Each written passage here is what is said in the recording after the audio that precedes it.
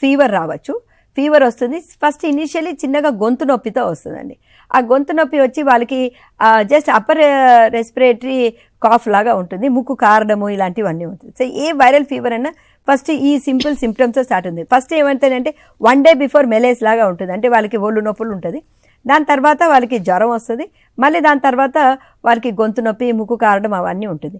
ఎప్పుడు కనుక ఇంకా 4-5 days అయిన తర్వాత ఈ యొక్క ఇన్ఫెక్షన్ వోకల్ కార్డ్స్ ద్వారా కిందికి వెళ్ళిపోతుంది, అంటే లంగ్స్ బ్రాంకై నుంచి లంగ్స్లోకి వెళ్ళిపోతుంది.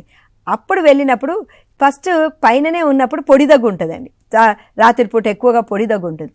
లోపలికి వెళ్ళిపోతే లంగ్స్ లోపలికి వెళ్ళిపోతే అది ప్రొడక్టివ్ కాఫ్ ఉంటుంది, అంటే బాగా దగ్గు వచ్చేసి వాళ్ళకి గళ్ళలాగా అంటే శ్లేషం అది వస్తుంటుంది.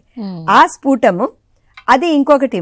Just if it is not bacteria, only వైరసే ఉంది అంటే ఆ స్ఫూటం వైట్ ఇన్ కలర్ ఉంటుంది.